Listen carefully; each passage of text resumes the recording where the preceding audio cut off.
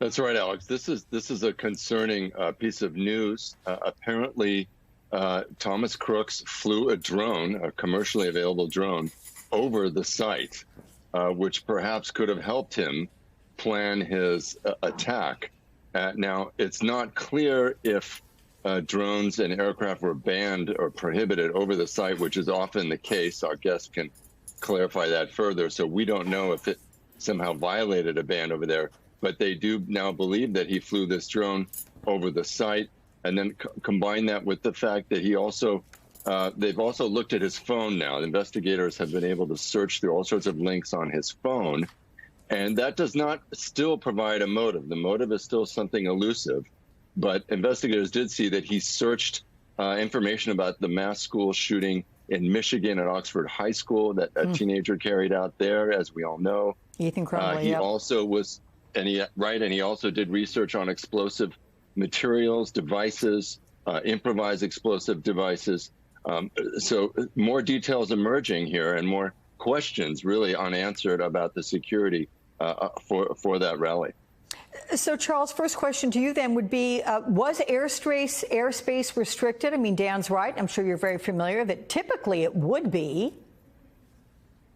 Yes, airspace is restricted depending on the timing of when this drone was being used to surveil the property and the event location. That will come into play. But yes, the airspace is always closed via a temporary flight restricted zone anywhere that the president goes. Look, the Secret Service owns us. They're responsible for the creation of the overall security plan and the effective implementation of such. That includes the use of state and local law enforcement to support those operations, as they do all around the world. And I think what you're going to see on Monday with this testimony of the director in front of the House Oversight Committee is that there's going to be a lot of areas covered. That's going to include hiring, are the standards being maintained, training, and operational aspects, both resources and the use of technology. Look, it's 2024. If you're not keeping up with technologies like drones and drone detection,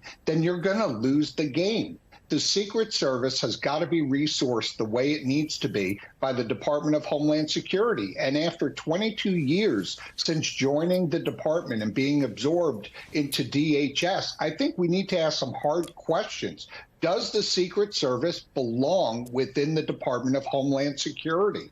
As every year they're fighting for the resources that they need as they go up against agencies like the Coast Guard, who are looking to purchase ships, CBP, looking to buy helicopters. I mean, this is a real question that needs to be had. And of course, is the right leadership in place right now at the Secret Service to make sure that they come out of this stronger? And listen, Dan, I know that you have reporting, you're familiar with what went down 9 years ago when there was a report issued that brings into question those things that Charles is mentioning. Talk about that. That's right. These are not new questions. And really, you have to ask yourself why these questions and these concerns weren't addressed long ago, right? So 9 years ago, Congress issued a report on the Secret Service saying it was an agency in crisis. And that report was prompted by some incidents that were very worrisome, including someone simply scaling the White House fence and strolling across the lawn and walking into the White House. So that report said that one of the issues, which we're covering here, is training and a chronic shortage of personnel. The core mission, according to a lot of folks who used to work at the Secret Service and others who've studied this, has been chronically short of agents. And so when you don't have enough people, you don't have the space and the breathing room to train them. And this really dates back, according to some accounts, to the 1990s, because the idea was you would sort of be on shift, right? You'd be on shift for 6 weeks or so, and then you would have 2 weeks of training to keep everyone fresh and up to date. And they have not, training often gets sacrificed when you're shorthanded. So that is one of the big issues here. Josh, my director, I want you to put back up right now that photo that we have of the stage and in context to the complex of warehouses.